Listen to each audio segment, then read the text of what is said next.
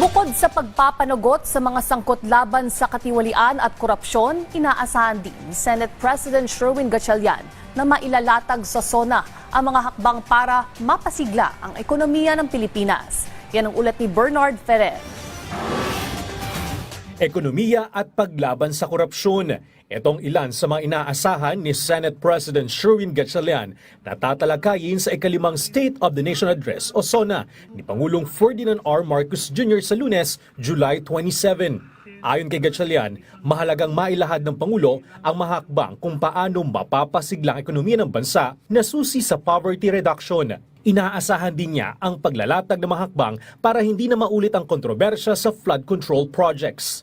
Hindi lang yung making people accountable, kung hindi, ano ba yung mga reformang ginawa ng DPWH, ano bang ginawa ng iba't ahensya para hindi na maulit yung ganitong flood control issue.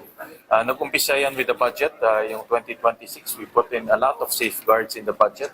Sa pagbubukas naman ng second regular session ng 20th Congress, sinabi ni Gatchalian na prioridad ng Senado ang mga panukalang magpapabilis sa pagbangon at pagpapalakas ng ekonomiya. Tinignan namin yung mga LEDAC bills at yung mga LEDAC bills, in-identify namin dun kung ano yung mga magagamit for economic jump-starting.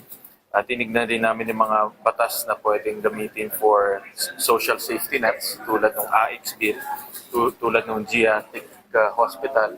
So, kinakluster namin sila. Tiniyak din ni Gatchalian ang pagpasa ng 2027 national budget sa tamang oras para maiwasan ang reenacted budget.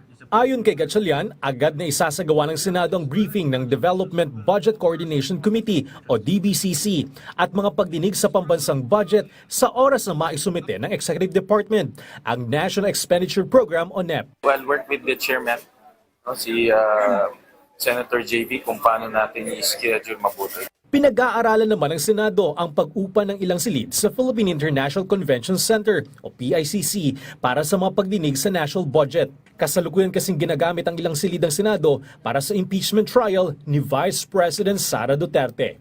Bernard Ferrer para sa Bayan.